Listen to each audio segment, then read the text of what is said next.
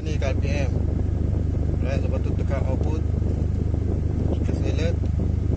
C ni tukar 3. Lepas tu tekan lagi select ni, B jadi 4. RPM 700. Ok, yang ni untuk cut off. Sebelum